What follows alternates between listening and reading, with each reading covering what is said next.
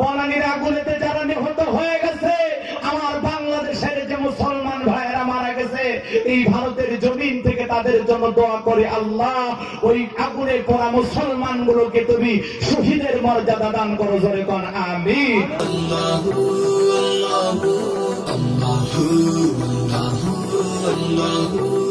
ভাইয়েরা, বিল্ডিং এর কাজগুলো ভেঙে ভেঙে কিছু মানুষ লাফিয়ে ঝাঁপিয়ে বাঁচার আকুতি জানাচ্ছে। এই পরিবেশ পরিস্থিতি যখন চতুর্দিক থেকে ফায়ার সার্ভিসের লোকজন, সেনাবাহিনী, বিমান বাহিনী সবাই চেষ্টা করেও, অনেক চেষ্টা করার পরেও সম্ভব হয় না আগুন নিভানোর। অনেক কষ্টের পর সে আগুনটা নিভানো সম্ভব হয়েছে। দেশের যে কথা বলতে চাচ্ছিলাম, সম্মানিত ভাইয়েরা আমার, সেই বিল্ডিং এ আগুন লাগার কারণে, বাংলাদেশের রাজধানী বনানীতে আগুন লাগার কারণে, যেটা ভিআইপি এলাকা, ঢাকা শহরের গুলশান, বনানী, এগুলো ভিআইপি এলাকা, যেগুলোতে চাকরিজীবী মানুষেরা বসবাস করে, সেই বিল্ডিং এর ছাদ ভেঙে ভেঙে, বিল্ডিং এর কাজগুলো ভেঙে ভেঙে অনেক মুসলমান, আপনার ভাইয়েরা, তার আছে বিভিন্ন তার, বিদ্যুতের তার, আপনার তারপরে বিভিন্ন তারগুলো বেয়ে বেয়ে তারা নামার চেষ্টা করতেছে, কিন্তু তারগুলো যখনই ধরেছে কিছু পথ আসতেই তারা ছিটকে জমিনের ভিতরে পড়ে যাচ্ছে, 8 তলা 10 তলা 12 তলা বিল্ডিং থেকে। তখন মাটিতে পড়ে অনেকে লাশ হয়েছেন। আমার ভাইয়েরা, কি দৃশ্য!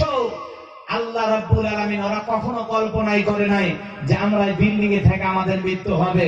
আজকে সেগুলো নিয়ে অনেক গবেষণা হয় যে হয়তোবা রাজকীয় সমস্যা, এ হয়েছে সে হয়েছে, বিভিন্ন তালবাহানা দিয়া এগুলোকে ধামাচাপা দেওয়া হয়। এগুলো হচ্ছে বান্দার 2 হাতের কামায়। আযাব গজব থেকে বাঁচতে হলে আমাদের আমল আখলাক সুন্দর করা লাগবে। কথা বলেন ঠিক না ঠিক? কিন্তু এই ভয়াবহ পরিস্থিতির ভিতরেও একটা 8-10 বছরের বালক শিশু নাইম, আহারে, ফায়ার সার্ভিসেরা যেই পাইপ গুলোতে পানি দিতেছে, ওই পাইপ ফেটে যখন পানি বের হচ্ছে, দেখেন এই ছেলেটার মাথায় আল্লাহ কি বুদ্ধি দিয়েছে। ছোট্ট শিশু নাইম তখন পলিথিনের কাগজ দিয়া ওই জায়গায় পেঁচিয়ে তার উপরে পা দিয়ে বসে আছে। কোন সুবহানাল্লাহ। যখন মানুষ সবাই বিল্ডিং দেখতেছে, তখন এই ছোট্ট বাচ্চা পানি যেন বের না হয়ে যায়, হৃদয়ের ভিতরে কি খেলেছে যে এই পানিগুলো নষ্ট হয়ে গেলে, এই পানিগুলো যদি এই জায়গায় পড়ে যায় তাহলে আগুন নিভাইতে পানি পাবে কম। তখন ওই ছেলেটা ওই জায়গায় পানি চেপে ধরে বসে আছে। কি বুদ্ধি নাইম ইসলামের! সুবহানাল্লাহ। কম সম্মানিত ভাইয়েরা আমার, সেই নাইম ইসলামকে আল্লাহ রাব্বুল আলামিন নেক হায়াত দান করুন। জোরে বলেন আমিন। আরো চিল্লায় বলেন আমিন। মুসলমান ভাইয়েরা আমার, আজকে কষ্ট লাগে। কয়েকদিন আগে চক বাজারে আগুন লেগেছিল, আবার বনানীতে আগুন লাগে, মুসলমান পুড়ে মরে। আমার ভাইয়েরা, ফেসবুকে কেউ স্ট্যাটাস দিল, এটাই হয়তোবা জীবনের শেষ দেখা, মা আর কোনদিন দেখা হবে না, সবার কাছে ক্ষমা চাই। এইভাবে আকুতি মিনতি কাকুতি করে অনেক মানুষ মারা গেল, অনেক মানুষকে উদ্ধার করা হলো। এজন্য আসুন, নিরাপদে যেন আমরা বসবাস করতে পারি, সবাই সবার ভালোটা দেখবো। আজকে নিজের ভালো দেখতে গিয়ে বিল্ডিং এর প্ল্যান না মেনে যেইভাবে বিল্ডিং তৈরি করলে মানুষ নিরাপদে নামতে পারবে, একটা দুর্ঘটনা যদি ঘটেই যায়, এই 20 তলা 22 তলা বিল্ডিং এ ওঠার মতো সিঁড়ি এবং কিভাবে মানুষগুলো নামতে পারবে, এরকম নিরাপত্তা পরিবেশ তৈরি করে বিল্ডিং বানানো দরকার। কথা বলেন ঠিক না ঠিক? ভারতের মুর্শিদাবাদের মুসলমানেরা আপনাদেরকে বলে যায়, বাংলাদেশের আগুন দেখে মনে করেন না যে আর অন্য কোন দেশে লাগে না। অনেক দেশে আগুন লাগে, কিন্তু ওই দেশের মানুষগুলো অনেক সচেতন, অনেক বিবেকবান। তাদের মুহূর্তের মধ্যে আগুন নিভানোর প্রয়োজন, ক্যাপাসিটি ম্যানেজমেন্ট আছে। কোন সুবহানাল্লাহ। কিন্তু আমাদের হতভাগা দেশ, চাপাবাজির উন্নয়ন আছে, বলে দেশে কোনো সমস্যা নাই। চাপাবাজিদের সবাই হিরো। কথা কি বুঝতে পেরেছেন? চাপাবাজিদের সবাই হিরো। একটা আগুন নিভাইতে 8-10 ঘন্টা, এমন আগুন নিভাইতে 20-22 ঘন্টা পর্যন্ত লেগে যায়। তো 20-22 ঘন্টা চললেও পোড়ার থাকে কি? কথা বলেন না কেন? কি আপনারা কষ্ট পাচ্ছেন মনে হয়? আমার ভাইয়েরা, এই হলো বাস্তবতা। এজন্য যারা পার্লামেন্টে ক্ষমতায় আছেন, তাদের প্রতি উদাত্ত আহ্বান, মানুষ যেন বেঁচে থাকতে পারে। কোথাও বড় কোনো দুর্ঘটনা ঘটলে 2-4 মিনিটের মধ্যে 1-2 ঘন্টার মধ্যে যেন সমাধান করা যায় এমন প্রযুক্তি, এমন সিস্টেম বাংলার জমিনে তৈরি করে রাখেন। এই মাঝে মাঝে আগুন লেগে মানুষগুলো মারা যায়, কলিজায় সহ্য হয় না।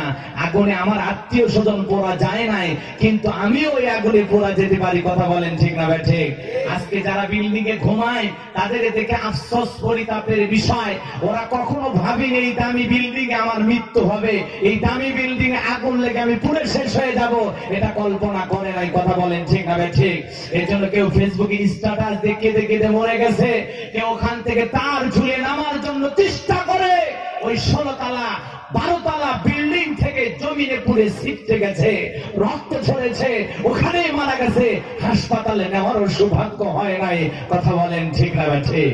এই জন্য এই মুসলমানগুলোর জন্য অন্তর থেকে দোয়া করে, আল্লাহ বনানীর আগুনেতে যারা নিহত হয়ে গেছে, আমার বাংলাদেশের যে মুসলমান ভাইয়েরা মারা গেছে, এই ভারতের জমিন থেকে তাদের জন্য দোয়া করে, আল্লাহ ওই আগুনে পোড়া মুসলমানগুলোকে তুমি শহীদের মর্যাদা দান করো। জোরে কোন আমিন। আর চিল্লায় কোন আমিন। আল্লাহ পাক তাদেরকে জান্নাতুল ফেরদাউসের মেহমান বানায় দিন। জোরে কোন আমিন। আমার ভাইরা ওই আগুনে কারো না কারো আত্মীয় পড়ে গেছে, কারো বাবা হারিয়েছে, কেউ ছেলে হারিয়েছে। বাবা ফোন করে বলেছিল আমি আসতেছি, কেউ হয়তো বা বলেছে বেতন টাকা পাঠাও, বাড়ি থেকে ফোন করেছে বলেছে আর 2-3 দিন গেলেই মাসটা শেষ হয়ে যাবে, বেতন পাঠাবো। কিন্তু আর বেতন পাঠানো সম্ভব হলো না, ওই মানুষটাও আগুনে পড়ে মারা গেছে। কথা বলেন ঠিক না ভাই ঠিক? এই জন্য সম্মানিত ভাইয়েরা আমার, এই জন্য দামি বিল্ডিং এ ঘুমাইলে মনে করেন না এখানে মৃত্যু আসবে না। কোন ভাবে কিভাবে আগুন লাগবে, কার কিভাবে মৃত্যু হবে আমরা কেউ জানি না। এই জন্য এই দুর্ঘটনা থেকে আল্লাহর কাছে আমরা মুক্তি চাই। আল্লাহ কেউ যেন এরকম আগুনে পুড়ে না মারা যায়। কথা বলেন ঠিক না ভাই ঠিক?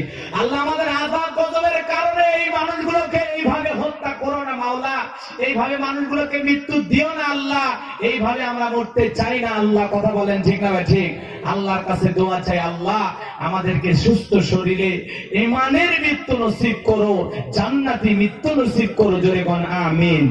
আর চিল্লায় কোন আমিন। আমার ভাইয়েরা কষ্ট পেলেন মনে হয়। আমি ইউটিউবে দেখে হতবাক হয়ে গেছি, অবাক হয়ে গেছি।